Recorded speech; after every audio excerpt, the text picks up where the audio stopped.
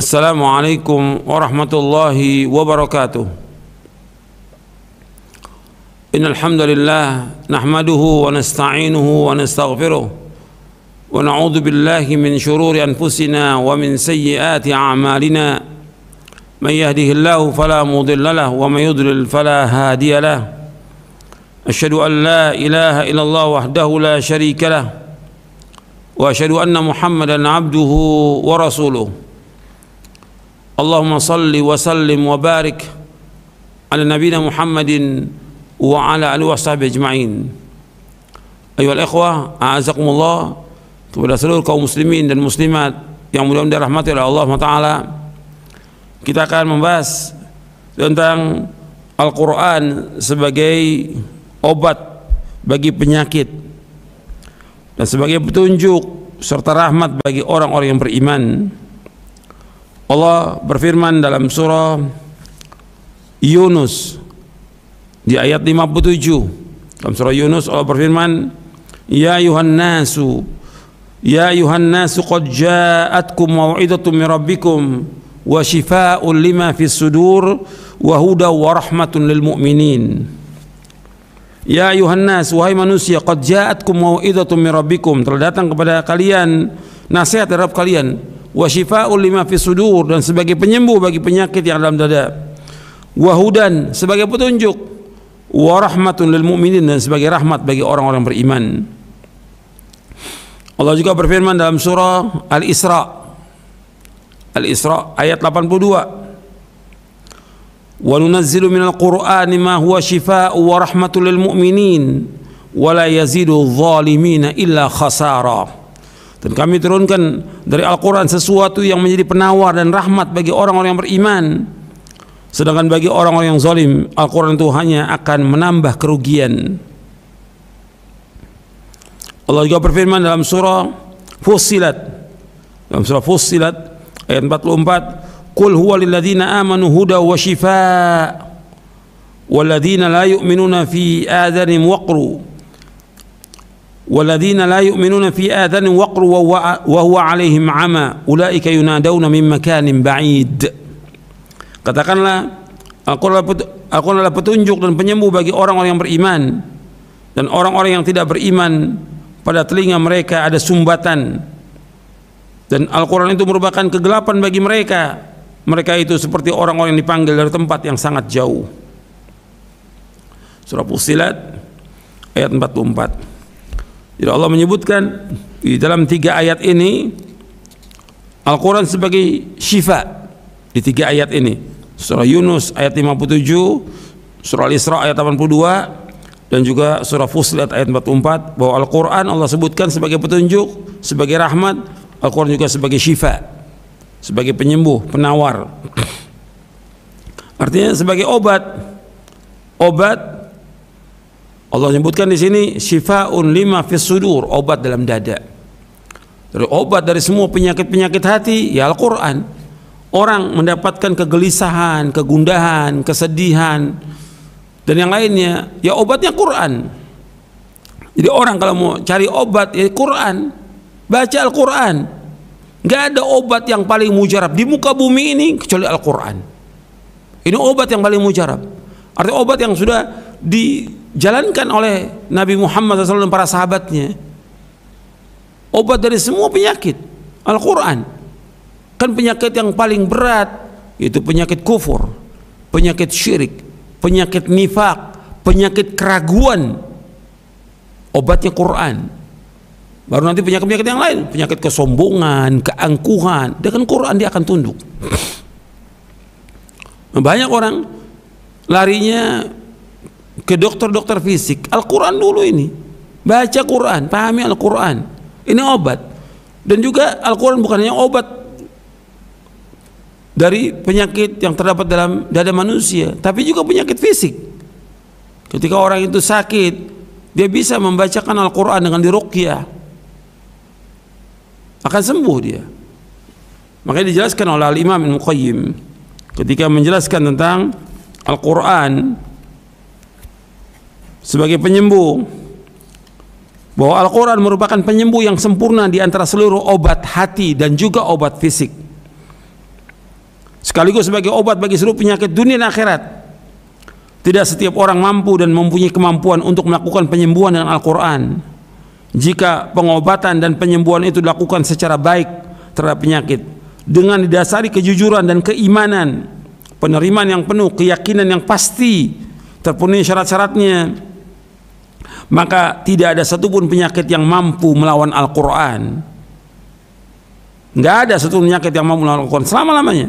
Bagaimana mungkin penyakit itu akan menentang dan melawan firman-firman Rabb bumi dan langit, yang jika firman-firman itu turun ke gunung, maka ia akan memporak-porandakan gunung, atau jika turun ke bumi ini saya akan membelahnya. Oleh karena itu tidak ada satupun penyakit hati dan juga penyakit fisik melainkan dalam Al-Quran terdapat jalan penyembuhannya, sebab kesembuhan serta pencegahan terhadapnya bagi orang yang dikaruniai oleh Allah pemahaman oleh Allah. Artinya dikaruniai oleh Allah, diberikan karunia pemahaman oleh Allah terhadap kitabnya. Dan Allah Azza wa Jalla yang Maha Perkasa lagi Maha Agung telah menyebutkan di dalam Al-Quran beberapa penyakit hati dan fisik, juga disertai penyebutan penyembuhan hati dan juga fisik. Adapun penyakit-penyakit hati terdiri dari dua macam, yaitu penyakit syubuhat, kesamar-samaran atau ragu-ragu yang merusak ilmu, dan penyakit syahwat atau hawa nafsu yang merusak amalan. Allah yang Maha Suci telah menyebutkan beberapa penyakit hati secara terperinci yang disertai dengan beberapa sebab sekaligus cara penyembuhan penyakit-penyakit tersebut. Ini dibawakan oleh Al-Imam Ibnu Qayyim di dalam kitabnya Zadul Ma'ad di juz yang keempat. Allah juga berfirman di dalam surah Al-Ankabut di ayat 51. Allah berfirman, awalam yakfihim anna anzalna 'alaikal kitaba yutla 'alaihim inna fi dzalika la rahmatan wa dzikra liqaumin yu'minun. Apakah tidak cukup bagi mereka bahwa kami telah menurunkan kepadamu kitab Al-Quran yang dibacakan kepada mereka? Sungguh dalam Al-Quran terdapat rahmat yang besar dan pelajaran bagi orang-orang yang beriman. Al-Allamah Al-Imam Ibnu Qayyim menjelaskan ayat ini, faman lam yashfihil Qur'anu fala syafahu Allah wa man lam yakfihi fala kafahu Allah. Barang siapa yang tidak dapat disembuhkan oleh Al-Quran, berarti Allah tidak memberikan kesembuhan kepadanya. Dan barang siapa yang tidak dicukupkan dengan Al-Quran, maka Allah tidak akan memberikan kecukupan padanya. Ini dalam kitab Zadul Ma'ad di juz yang keempat. Jadi Al-Quran sudah memberikan, bahkan mengenai penyakit badan, fisik juga Al-Quran telah membimbing dan menunjukkan kepada pokok-pokok pengobatan dan penyembuhannya, dan juga kaidah-kaidah yang memilikinya, yakni bahwa kaidah pengobatan penyakit badan secara keseluruhan terdapat dalam Al-Quran, yaitu ada 3 poin. Yang pertama, menjaga kesehatan. Yang kedua, melindungi diri dari hal-hal yang dapat menimbulkan penyakit. Yang ketiga, mengeluarkan unsur-unsur yang merusak badan. Ini dalam kitab Zadul Ma'ad di juz yang keempat. Bahkan Ibnu Qayyim mencontohkan sendiri, beliau ketika beliau jatuh sakit ketika di Mekah, beliau tidak temukan dokter. Ini sakit parah di Mekah, nggak menemukan dokter atau obat. Beliau mengobati dengan minum air Zam-Zam. Beliau membacakan surah Al-Fatihah. Maka kata beliau, lalu aku berusaha mengobati dan menyembuhkan diriku dengan surah Al-Fatihah. Aku melihat pengaruh yang sangat menyayangkan. Aku ambil segelas air Zam-Zam dan membacakannya padanya surah Al-Fatihah berkali-kali. Lalu aku meminumnya sehingga aku mendapatkan kesembuhan total. Jadi dengan Zam-Zam dan baca Al-Fatihah sembuh. Ini dalam kitab Zadul Ma'ad dan juga dalam kitabnya Ad-Da' wad Dawa. Jadi akhwan fiddin, azakumullah, Al-Quran ini sebagai penyembuh. Ini harus kita ingat ini. Yang pertama kali sesuai dengan surah Yunus di ayat 57 tadi, yaitu syifa'ul lima fis sudur, obat yang terdapat dalam dada. Banyak sekarang orang mengalami kesedihan, kesusahan, kegundah gulanan, dan juga banyak lagi penyakit yang lainnya. Ini obatnya Quran. Kadang-kadang kita ini nggak tenang, bingung. Quran itu memberikan petunjuk dalam kehidupan ini. Kita mengamalkan apa yang Allah sudah perintahkan dalam Al-Quran dan perintahkan Rasulullah SAW, amalkan. Apa yang Allah larang, jauhkan. Itu obat. Allah melarang juga dari kesyirikan, jauhkan kesyirikan. Ini sumber penyakit ini. Bahwa bencana yang ada di alam semesta ini, ya pokoknya karena dosa dan maksiat. Dosa yang paling besar adalah syirik. Begitu juga sifat nifaq yang Allah sebutkan dalam Al-Quran di awal-awal surah Al-Baqarah. Allah sebutkan fi qulubihim maradun fazadahumullahu marada. Dalam hati mereka ada penyakit, Allah tambahkan penyakit. Penyakit apa? Penyakit nifaq, kemunafikan. Itu harus disembuhkan. Orang punya penyakit nifaq. Nifaq itu artinya dia menampakkan keislaman tapi dia benci dengan Islam. Atau nifaq dalam artian amali. Kalau dia berkata dusta, kalau janji menyalahi janji, kalau dibikin amanat khianat, ini penyakit nifaq amali. Makanya harus dibersihkan. Kita harus membersihkan itu.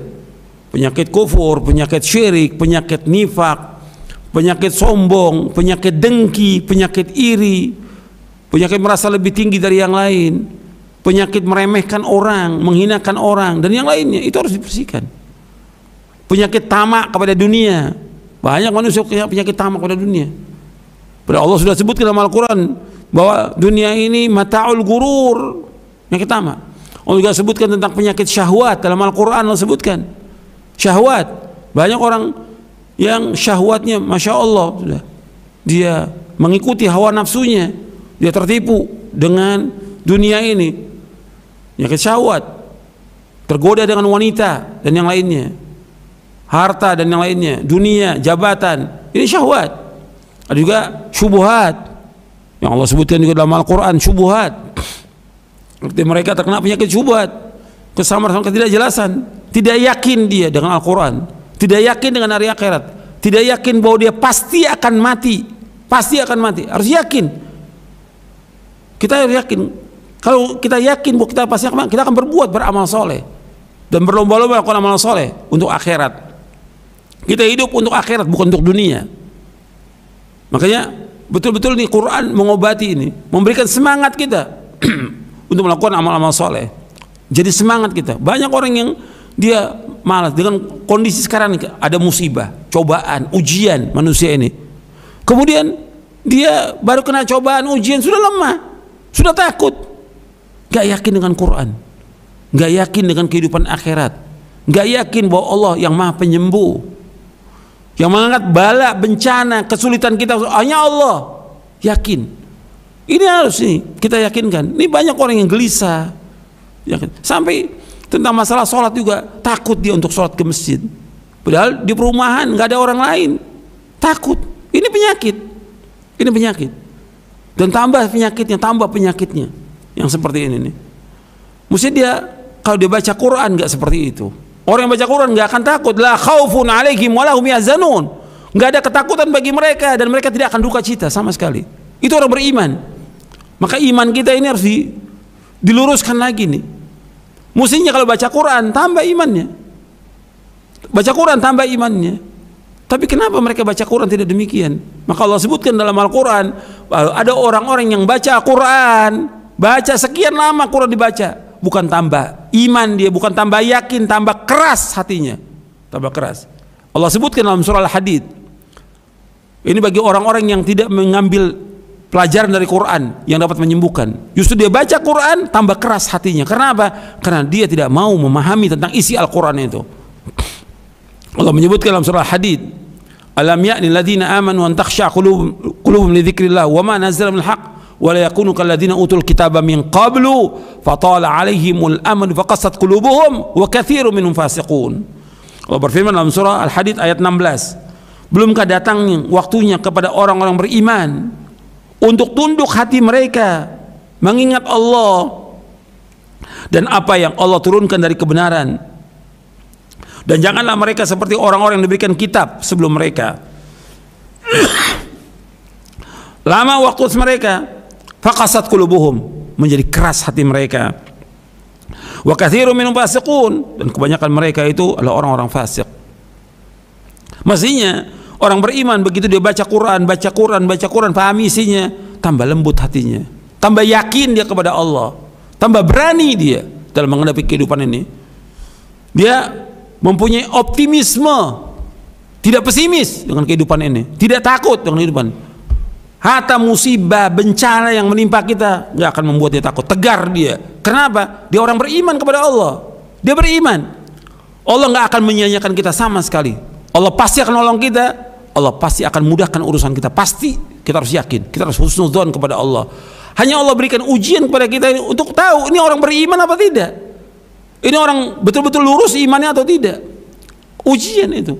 Tapi nggak boleh kita gelisah, panik, sedih, segala macam. Serahkan urusan kita kepada Allah. Ini sekedar sedikit Allah uji ini, baru sedikit. Makanya harus betul-betul kita memahami Al-Quran ini sebagai obat. Berarti di hati kita ini banyak penyakit, sumber penyakit, sarang penyakit, harus diobati itu. Kalau enggak akan rusak kehidupan kita. Kalau hati ini udah rusak, seluruh tubuh akan rusak, kata Nabi. Ala inna fil jasadi mudghah, idza salahat salah jasad kulluh, wa idza fasadat fasal jasad kulluh, ala wa yal qalbu. Ketahui dalam tubuh manusia segumpal daging. Kalau daging ini baik, baik seluruh tubuhnya. Kalau daging ini jelek, jelek seluruh tubuhnya. Ketahui segumpal daginglah hati. Hadisnya sahih riwayat Bukhari dan Muslim.